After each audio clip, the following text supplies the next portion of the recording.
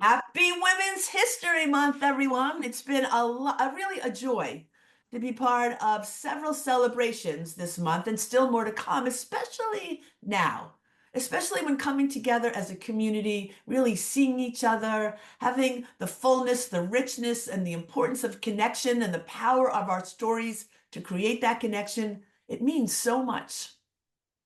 It's wonderful that this year Generation W will be happening in this celebratory month of Women's History, March 28th. And we're so excited just for all the reasons I just stated. It's just a wonderful time, right? For us to come together, to stand in our own fullness as women and men. We invite all to stand beside us as we stand behind you and beside you. As I have to just say, I think about these times, we are all better when we are all better. And it feels like my new mantra. Every time I sit down to write something, it comes off my fingertips into the keys, it comes off my pen. So I'm going to say it again. We are all better when we are all better. And loving that remarkable women are part of that equation, like Sarah Beatty Buller, whose accomplishments have been an invitation to all who have been around her entire career. Her invitation's been to stand beside her and with her in her incredible talent, her creative brilliance, her courage to explore, build businesses and communities, and truly be one of the greatest friends and moms. She is all that, and she is all here today. And we're really thrilled to welcome her and all of you to Refresh. For those of you, it's the first time. You'll know that this is a time for us to connect, to be inspired, to learn something, and ultimately just feel better about this time we get to spend with each other. So hello, Generation W. Hello, Sarah Buller. You know, we're just 2 weeks away from March 28th. Generation W, our theme is Explore. Listen, I'm looking at my whole array of explorer hats that I want to put on, but this idea of really exploring has been so exciting. And to refresh with Sarah, you're just the right person to lead us into this annual big event. She's been on our stage at Generation W. You know, she talks about being an accidental entrepreneur, but she's definitely an intentional explorer every day of her life. She's mission-driven builder, as I said, accidental entrepreneur, passionate about using the arts in particular to create meaningful change. Her passion project, Map 360, is at the heart of the journey, and we'll talk about that. How she's navigated her career, finding new passion points and so many different points as her journey of purpose continues. So, Sarah Beatty Buller, hi, honey, welcome. Hi, Donna. I'm so happy to be with you. And I'm just so grateful for you. Thanks for those generous words. But it's just, Gen W means a lot to me. Your friendship means a lot to me. The incredible women I've met there mean a lot to me. And I just want to thank you for that because we are better together. And oftentimes we need to really lean on one another. So I'm glad to be here. Without a doubt, I'm so glad we have all. I just wanted to say to all of our Generation W attendees today, hello, hello, hello. You are part of this conversation. I think that's one of the gifts we feel that Refresh brings is you get to interact firsthand with all of these wonderful people who want to share. So please don't be shy. You know, put your hellos, put your comments, put your questions in the chat, and we will definitely find you. So, Sarah, listen, Yeah. you're a Yeah. person, no doubt, of creativity, of courage, but of passion and purpose. And I think some of us all believe that, you know, one day you wake up and you say, this is it, this is my passion. But is it like that, really? You know, I really think everything is in the process and is an exploration about process, really. It's funny now I'm almost 60 and I look back at my life and the journey I've been able to take. And, we're so many different things. And that is the beauty of it all, right? We are passionate about so many different things. And when we start out, maybe we want to be astronauts or doctors or lawyers, and that's an incredible thing. But that time of exploration takes us on a path and a journey where we're constantly evolving. And I really do appreciate that in life. I can remember in college, I was stressed out about something. I think it was about doing a thesis for college. And, I didn't know if I was going to be able to do it and get the A. And my father said, well, is it what you really want, Sarah? he said, you're gonna have a lot of different careers in your life, and you got to know that you're going to change, and that's great, and that's okay. And I felt like that was the most incredible gift that my dad said to me when I was 18. I don't know if many of you can relate to this, but I think when I was younger, I was really much the girl that like wanted things to be great, and perfect. And I had kind of perfect pictures in my head. And what I've learned now is, things are messy. And sometimes the messiness is beautiful. Sometimes the messiness has to be worked through, and we have to explore how to figure all that out. Um, but as I said before, like for me, the beauty of life is the process. That is the alchemy. That is where we find one another. So I guess that would be my thoughts on your question. Well, there's a lot, you put a lot in there, but I did pull out, you said you've been able to be so many things. And I think that's reflective of a very open mindset. But I think a lot of us get stuck in a closed mindset. We have to be this thing, especially I know when I talk to our young teen girls, when I talk to our college girls, but even my peers, it's like, we have to be this thing. And the idea that we can be many things is incredibly liberating. Oh, absolutely. It is liberating. And, you know, it's just such a process. It's such a journey because we're finding ourselves all the time, right? And we're learning from one another. We're learning how, others express what that truth is to them. Hmm. And so, I really do think life is about leaning into that and trusting in your own gut about what connects with you in a moment. Um, because that is where life, however you consider the higher power journey, is taking you because you're supposed to take that path.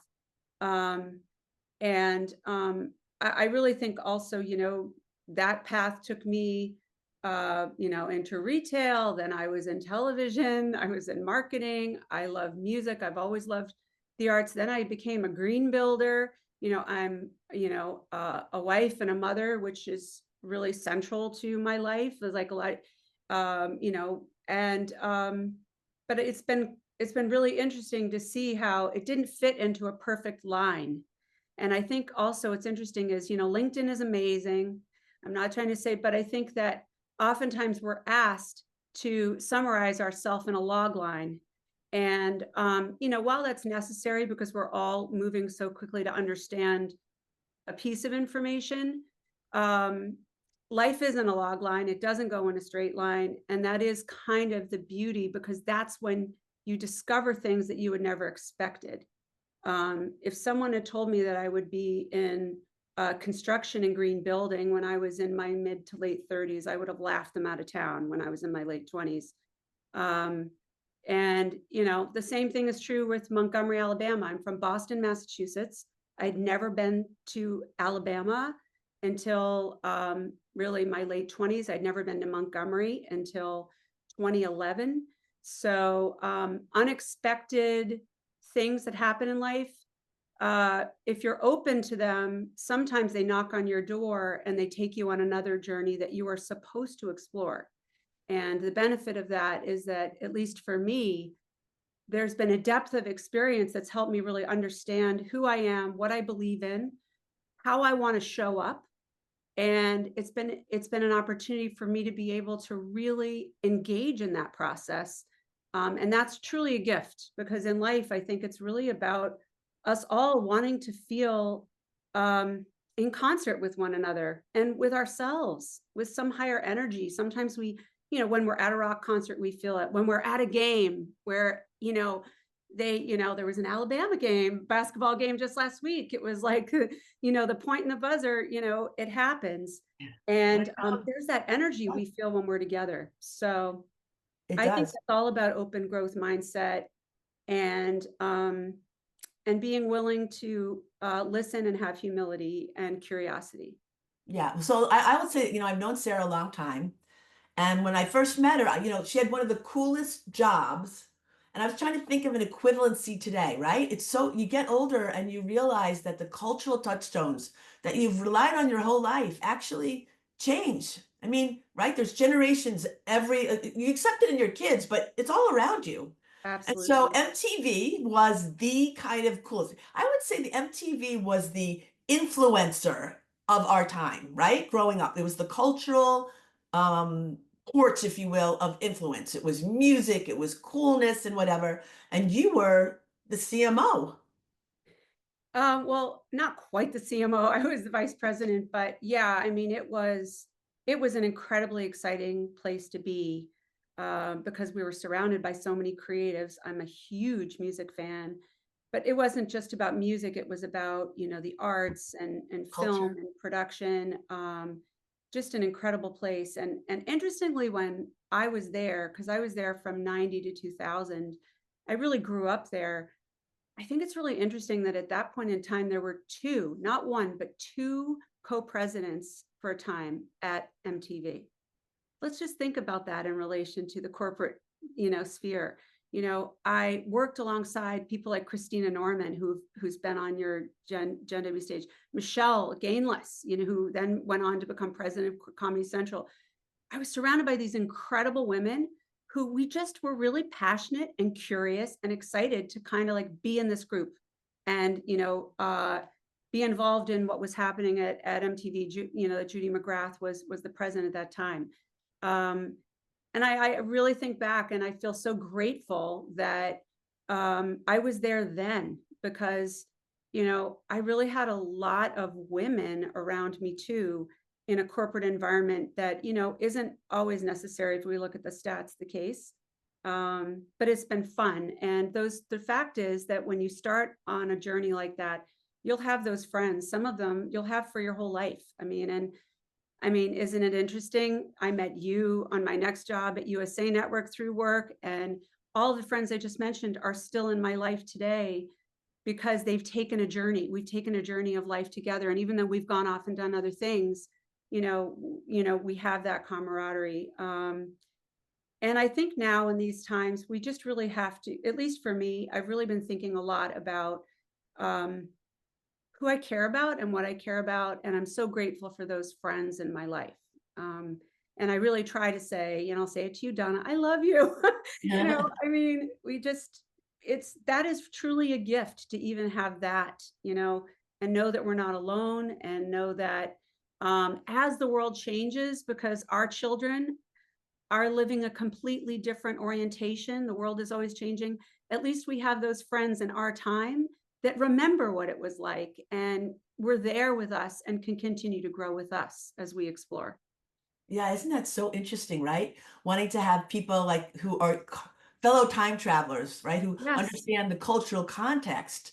And at the same time, while we are consuming the current cultural context, and I'm looking at our guests and I can see that they represent all different generations, and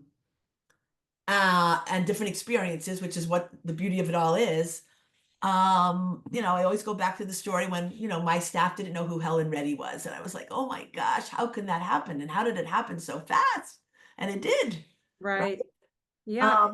But I get to teach them that, and then they get to teach me, whoever their current favorite artist is. And I like to pretend that I know who they all are. And truth of the matter is, I don't. It's just the way it is. I had a really life-changing experience recently, and I thought we should jump there with Okay. Sarah. Sarah, you mentioned Montgomery, Alabama, and Trisha asked, how did you go to Montgomery? So why don't you tell us a little bit about how your journey took you to Montgomery, Alabama? Yeah. Total like left turn. Interesting. Uh, Completely unexpected. So my husband was in the building business, and he expanded some locations to Alabama. And he came back from a trip, and I had just had our third child. So this was around 2010, 2011. And he said, come on over to this. I want to show you something. And he pulled up a Google Earth picture, and it was a picture of a beautiful, like European fountain, artesian fountain. And then behind it was this stunning, street. And then at the top was this grand building. And it looked almost like decrepit beauty. And I said, he said, where do you think that is? What do you think that is? And I said, is that somewhere in Eastern Europe? It looks so beautiful and kind of haunting. And he said, no, that's Montgomery, Alabama. And then he proceeded to tell me And that's Montgomery, Alabama, and that is Dexter Avenue. At the top of the street is the state capitol for Alabama.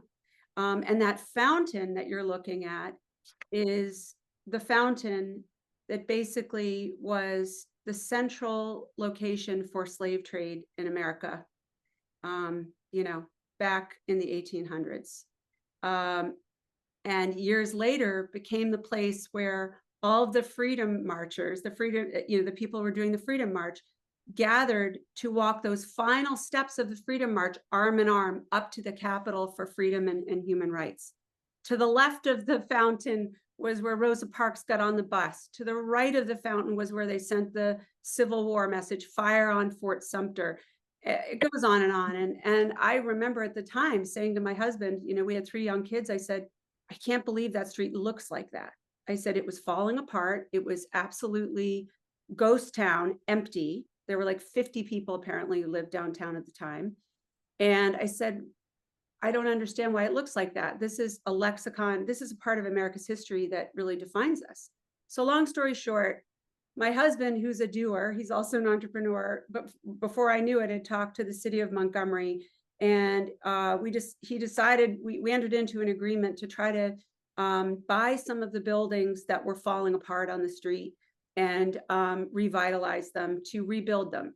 I don't know about all of you, but I'm a total sucker. For a makeover, I watch HGTV all the time. And so I was like, this will be amazing. We can help make over these historic buildings, because I truly believe that there's energy in places. I believe in the importance and the uniqueness of places, because I also think it connects us to history, and we all have to know our history, because otherwise we will not understand how we're connected. This is my belief. So I was very excited by this idea. I was also super naive. I literally thought, kind of like an HGTV half-hour format, we were going to go in and listen, and we would make it beautiful, and that would be it. And that was started in about 2012, 2014. And it's been so much more than that. I didn't really appreciate or understand at the time. I needed to learn my history. And the first step was, I'm a girl born from Boston. So, I had kind of learned a little bit about the South through what I was taught in school, which, in some ways can be a very flattened version of history. I can remember when I first was heading down to Montgomery for the first time, people in the North said, well, be careful when you're there. And I can't believe I could even say that. I was like a little nervous to go. I get down there and I meet these incredibly amazing people, like really extraordinary people. And I started thinking, wow, you had all these preconceived notions about this place and you had never been there. If you hadn't given yourself the time to explore and take that first step to go, you had all these preconceived notions about this place, what it meant, its relation to you, and it was your own ignorance.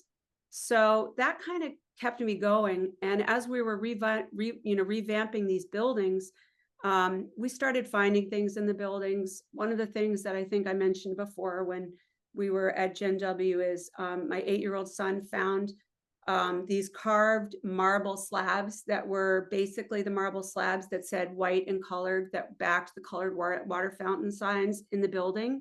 In the middle of this building we're about to renovate. And he said, Mom, Dad, what is that? I don't understand what that means. And that's just a moment when you're a parent where you're like, oh my goodness, this is going to be a lot more than just renovating a building. So, that's when really we started leaning in and asking people in the local community there about, well, what do you want this building to be? What's important to you? What do we need to know? And I realized just how important it was that we get rebuilding this building, which is called Cress on Dexter, right, so that people understood they were welcome. And we also had to decide what we were going to do with these colored water fountain signs. Do we leave them? Do we keep them? Do we not keep them? And we actually worked a lot with the community to decide what to do with that. But so that was the beginnings. And then we opened Cress in 2018. And I think that's around the time, because you've been on this journey with me, Donna, when I came and spoke at Gen W. So that was kind of like the beginning of another chapter. And the real gift in that for me was that I I literally now know so many people in this town of Montgomery, Alabama. And I will say about the city of Montgomery, it is a city, but it feels like a small town in the best Southern way. And, I love certain things about the South now. It's nicer, it's warmer. I mean, there's like this, there's this ease and kindness on the street. And, I've just really loved that. And at the same time, I've had the chance to meet these incredible icons like Valda Harris Montgomery, whose parents, basically protected the Freedom Riders, in Montgomery in their house. They were the safe house for the Freedom Riders. And Doris Crenshaw, who worked, literally directly with Rosa Parks and Coretta Scott King, and to basically even be in their presence and learn from them about how they see life and what I need to know about life and the wisdom of that has changed me. And once again, if I had not been open to exploring, I just wouldn't have had any of these experiences that continue to inform me. Um, the other part of this, it's the last piece, and then that I'll just, as far as when we opened Crest, we heard from many young people, many creatives and stakeholders in the local community who believe in their town. Like Montgomery is like a lot of small towns across America, steel towns, production towns that used to be bustling in the 50s, 60s, 70s. And as manufacturing is changing, a lot of those cities were left. And what I discovered when I, first started meeting people there in 2014 is there were people there that were like, yeah, we want to make this into our new place. This is a cool place. And we're ready to do something about it. And included in that set of folks were just so many creative people, like Michelle Browder, who was also on Gen W, who's a creative extremist who's done unbelievable things in Montgomery and beyond. And so I just started thinking about like storytelling and what I was learning and the arts. And the thing I kept on hearing was, we need spaces and places to talk with one another, explore with one another, and then express ourselves. And Alabama has a lot of great, athletic, facilities. I also consider sports to be one of these places where humans just, find each other. But, in downtown, there really weren't many touch points for the arts. So I thought, well, you know what, maybe I could help play a role in that as we have these properties downtown that are getting renovated. And that's how MAP 360 started, and our mission is really to be the gap filler, to provide platforms for the magic to occur, which is about community coming together. It's about us learning from one another, and it's about the joy and expression of that. And that is in song, that is in poetry, that is in the visual arts, that is in cooking. I mean, there's so many things, but we have to create the spaces. And I also believe that we have to create them locally. The problems are feeling so big. But the one thing I can do is I can know who my neighbor is. I can think about how I want to show up that day. And if I can make, my immediate environment a little bit more congenial, then I'm helping to change that alchemy of what's possible. So, well, let me just say this. You are changing this very little environment, which is maybe bigger than we think. Right now, I just at this point in time want to welcome everybody to Refresh. If you're just tuning in, you're going to catch us later. We are here with Sarah Beatty Buller. We called this session Unlocking, right? Unlocking purpose, lessons that transform your life.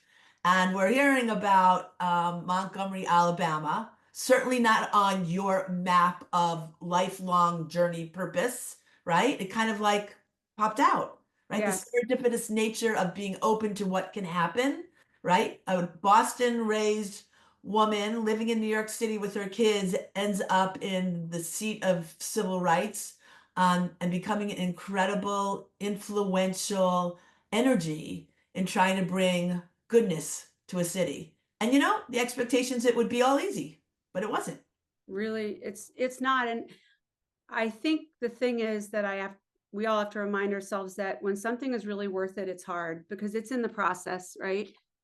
It's and we learn, at least for me, I learn the most sometimes when things are really, really hard. We just Yeah. happened to go through in the last 6 months, we have a vision for a project that I'm so excited about. It's incredible. It just happened in Montgomery, thanks to all of the creatives there, and to our team at Map 360 and allies. But everyone isn't at the same place of understanding at the same time. So sometimes you have to advocate for things and help them understand, and that can feel hard, right? But when it's worth it, when you have a vision, I've really had to remind myself it's worth it. Keep on trying, because even in the trying, it's going to take you somewhere else. It will introduce you to someone else who says, I see what you see, and this is what we should do. So it's really on that path. I keep on, every time I feel like I've fallen on my face or I've failed, I realize it's not failure. It's just a step in the path. And It's another somewhere I'm story supposed to get. on the step to uncovering, right? Or unlocking a purpose. All right. So I arrived in Montgomery, Alabama after promising to be there for years. I am in totally at the time we're in, just getting there. My one of my heroines has always been Rosa Parks. When I some of my leadership positions along my journey, I always felt like the question I would ask, would I have the courage she had to sit in the front of the bus? Right? For me, that was always something about taking a major step that was obviously incredibly visible, that you would do it because it was the right thing. And then, of course, there was her statue, and there were you, and you're running around, and you have this incredible vision for this art. And tell us a little bit about what Map 360 is. And then I want to share a little bit about the work that came Yeah. together with all these incredible people um, in the city just maybe a couple weeks ago. Yeah. So, well, map360.org, you can check out our site, is really, as I said, based in this idea that I think that the magic happens in the process. And if map fuels the act of art making, basically, it fuels the act of being together to create a moment, to create an experience where we can learn from one another. So, that runs the gamut. We have a space program to provide spaces for artists and community rooms for things to happen. We have an artist in residence program where local artists are given the opportunity to share what they're doing. And then recently, what Donna, what you came down and experienced, which is just so exciting, is we have a visiting artist fellowship program. The story of Montgomery and kind of what's happening there, because it really was founded for me and all of these amazing people I had met there and creatives. And I started sharing it with others, as did Sophie Spolsky, my cousin. She's French. And all of a sudden, these French folks were like, we want to go there and figure it out. And it included this amazing artist named Hopar, his work has been in front of the Louvre Museum. And he said, I want to go there. And I would love to work with you. And we say, we have a visiting artist fellowship. Would you like to come and do a mural, in the downtown? And he came for 2 weeks. He was embraced by the local community, and he learned, he had an experience, and he created art from that experience. And then he also created a collaborative work. And the art is spectacular. His mural was called Citizen. It's right downtown. We produced a documentary film about it that showed in Paris as well as the States. But I think equally as important is this idea of the collaborative work. So fast forward now, it's 3 years later. We have this amazing duo, Monkey Bird Crew. These guys are the sweetest guys. They work in stencils. We got a guy, another friend of ours who owns this building, Jake Kaiser, said, yeah, I'd love to have Monkey Bird come. And they came and basically created this extraordinary mural that tells the story of the Concert of the Birds, which is just this incredible story from the 12th century by the Sufi poet, about a journey and about exploration and the meaning of life. Right, And we gotta just they, sit with this. We gotta sit with this. Sherry, can you go back to the last one and then go back to this one? Okay, so I just yeah, want everyone to so get this is a understand. parking lot. It's right next to the Rosa Parks Children's Museum.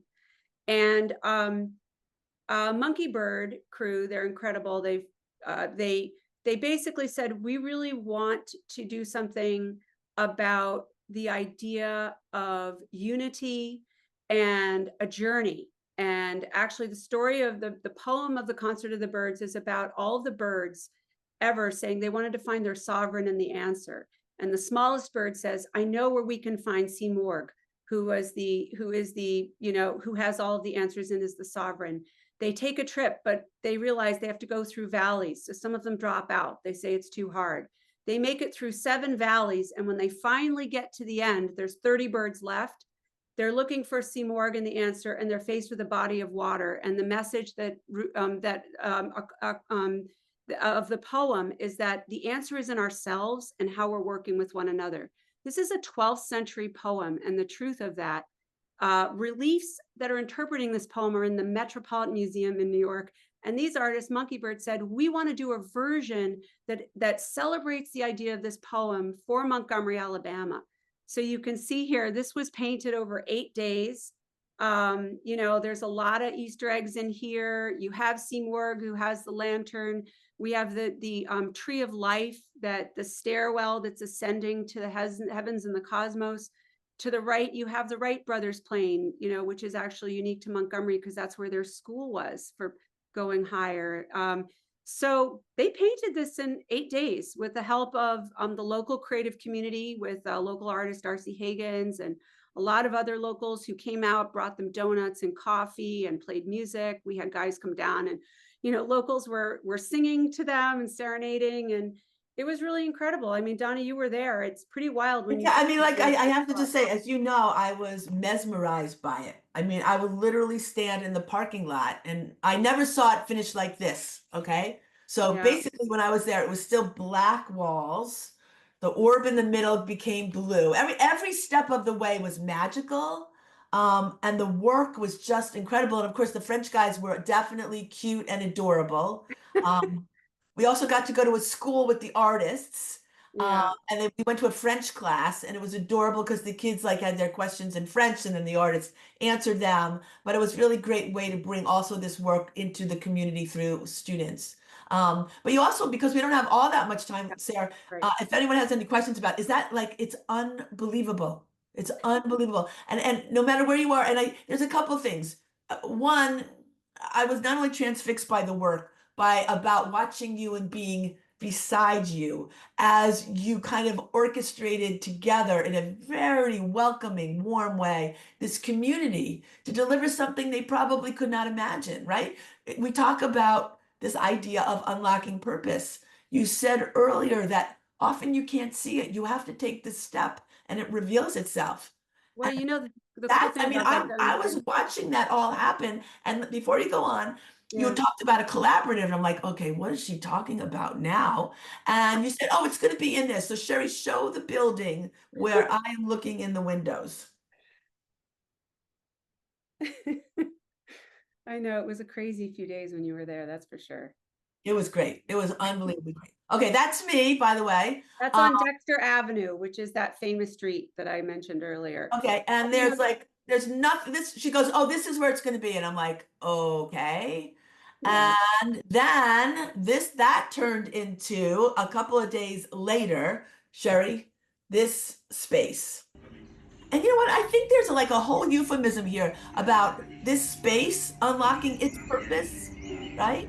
Oh my God. Yeah. All right, that's where I was standing right there. That's where I was standing, guys. Yeah. The cool thing is you can hear the birds. This was a multimedia thing where, basically the creatives came together. You can hear that's poet W.J. Lofton, who is well known from Alabama. He had 6 poets from Alabama, basically space that you can listen to as you watch this, because he's taken this art. Racing sacks across the yard, just a few feet away. A pound cake offers itself in glazed slices. There's lemonade, tea, sweet as niceness. The poems all celebrate the idea of home, them. And actually the work is called Together We Take Flight, a collective journey within.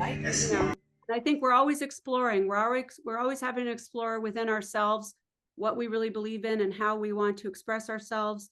And most important, journeys that are taken together are just always so much better. I'm telling you, but it's also about unlocking purpose, right? Space, you said space has its own purpose, right? These people Yes. coming together, all of that, it is so active, it is all engaging, it is always happening, right? And Yeah. so we always ask you to leave us with three things, and before that, we also want to Yeah. talk about Gen W because that's coming up, and we want to make sure everybody can experience Gen W this year, because that's our unlocking purpose. That's our version of the birds in concert. Let's look at Yeah. Sarah's three things. First one. Oh, so am I supposed to, what am I supposed to do? Just like say why I chose Yeah, it? yeah, yeah. Okay. We I always, mean, everybody always leaves us with three kind of. okay. I mean, these are the mantras that I'm saying to myself right now. You know, sometimes the world, because now with technology, you know, we can get inundated. I keep on reminding myself, be curious, be open, because when I'm curious, I'm learning. When I'm curious, I'm learning not only about, you know, what's around me in the world, but therefore myself. Oftentimes that curiosity stokes joy. And right now, I'm really, really holding on to my joy. And when I talked about gratitude earlier, I think that, you know, oftentimes, you know, I can remember one friend of mine who, you know, had a life scare, said, you know, I look at the world differently, and I look at a leaf differently, you know. And I think about that now, and I think, Sarah, you really need to focus on gratitude and joy. So I'd say for me, if you can have fun, if you can find the laughter, cherish that. And the third thing, and this is really why Map 360 exists, is the magic is in the process. The way we're going to find ourselves and find our way back to one another is process. When artists talk about what it really means to be an artist, you know, we see the end result, but the magic and the alchemy came in the creation of it. And I think sometimes in America, we're so focused on the end product. We don't, the real value is in the process. Don't be hard on I say, don't be hard on yourself. Be gentle and remind ourselves, this is a part of my process. I'm supposed to learn from this, but I'm also going to be rewarded. And there's a gift in everything that I'm experiencing. It's about reframing my mind. And I've really myself been trying to remind myself of all these things so that I can really make sure that I'm intentional. So those would be some of my thoughts, Donna. I don't know if you have any more advice for me, because I always take your advice. No. I think that's perfect because I want to like dovetail now the work, which is Yeah. the joyfulness, but really the curiosity, because this year what we're really working on is exploration, which is all about curiosity. It's all about what you just did. It's finding adventure and discovery and learning from that. And that's what's going to happen on March 28th when we bring together all of our speakers. You've been part of this process in different iterations over the years as well. Yes, definitely. Oh, this is so exciting. Tina Lifford is coming back. Oh, Yep, I love her. yep. And Kelly. Oh, that's great. Well, this set looks like a terrific lineup.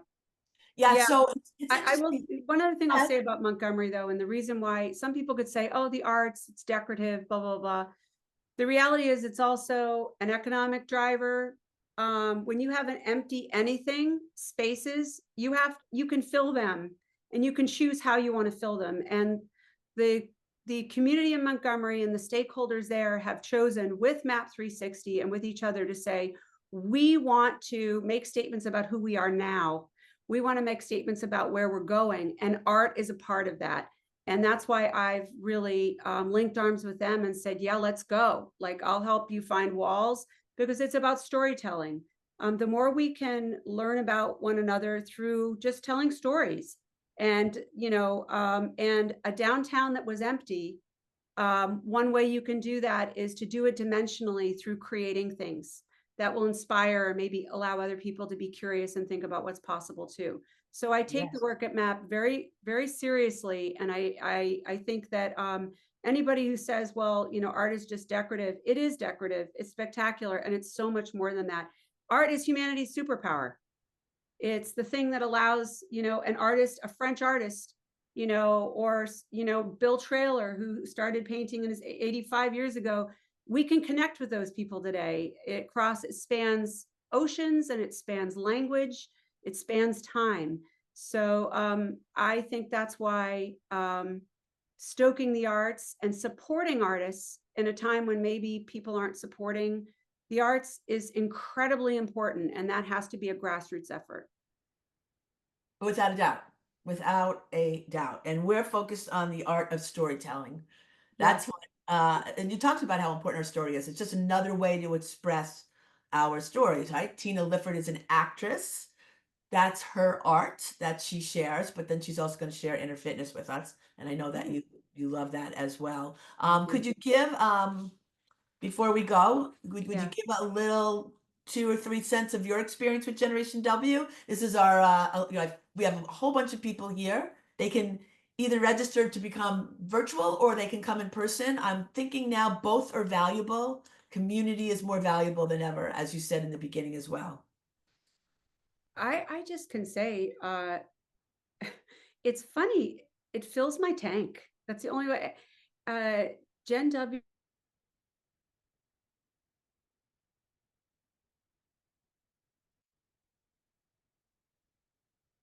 Hello?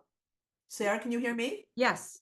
Can you Okay, hear there you me? go. I lost you for a second. Okay. Oh, I said, for me, I found it so comforting and inspiring just to hear from, other women about what their story has been, what they care about, and what they're doing about it. Mhm. It grounds it that things are possible, and it just makes the world bigger. And that's what I love about the fact that you have someone from the Mayo Clinic and, IBM and, and then Tina, on the same panel. It's like, women are in every sphere. And we, when we don't just, we're not siloed. That's where discovery comes in, right? And in such a wonderful human way. And to give the time, to take the time to do that is incredibly important. I actually think it's never been more important. Um, I'm feeling like that more and more every day for the groups that I yeah, have been joining and been yeah, asked to speak with. I'm looking yes, forward to speaking to a group tomorrow. I was with our own JEA yesterday celebrating Women's History Month. We'll join the mayor soon for doing that. All of these gatherings are just very, very meaningful, right? That yes. energy of connection is powerful in setting us on our path. So let me just again invite everybody to register. Come join us for Generation W on March 28th. And we will be back with Refresh. We'll be back with Amy Dix on April 16th. I got it right here. April 16th. Amy Dix, she's an international speaker, and you shall know, Sarah, she's an artist.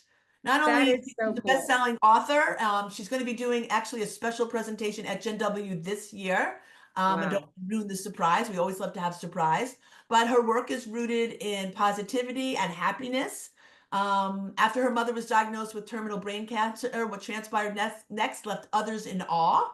So there is a little Wow. cliffhanger there, and in search of how they too can live a life of positivity. So we're going to leave you on this note of positivity, where Sarah says everything is about process. Life does not go in a straight line. When something's really worth it, it's hard. And art is humanity's superpower. Generation W, March 28th, look us up, genwnow.com. We'll be back on the 16th for our next refresh with Amy Dix, where we'll also continue our conversation about positivity and art. How about that? Thank you, everyone, for joining us. Sarah, I love you to the moon and back. Sherry Levin, as usual, and our whole team, great job. Take care, all.